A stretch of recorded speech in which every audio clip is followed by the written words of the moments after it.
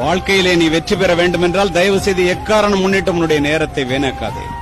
சென்று கொண்டிருப்பவன் நேரத்தை வென்று கொண்டிருக்கிறான், நின்று கொண்டிருப்பவனை நேரம் தின்று கொண்டிருக்கிறான்.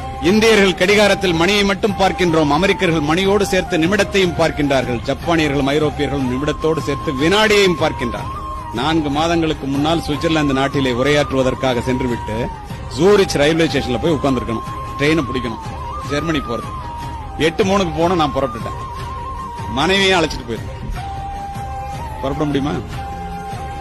5 நிமிஷம் லேட். அவசர அவசரமா போறேன்.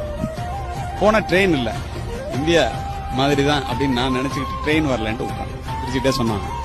மை டியர் இந்தியன், கூடி குறுகி போய்விட்டேன். இந்த ட்ரெயின் 1 மணி நேரத்துக்கு 850 கிலோமீட்டர் வேகத்துல போறதுடா, நேரம் பாதி தூரம் போயிருக்கும், நீ லேட்டா வந்திருக்க போடாங்க. திரும்பி மனைவியை பார்த்தேன். ஒரு டிக்கெட் 57,000 ரூபாய், 2 டிக்கெட் 1,14,000 ரூபாய். பாக்குறத தவிர வேற என்ன பண்ண முடியும்?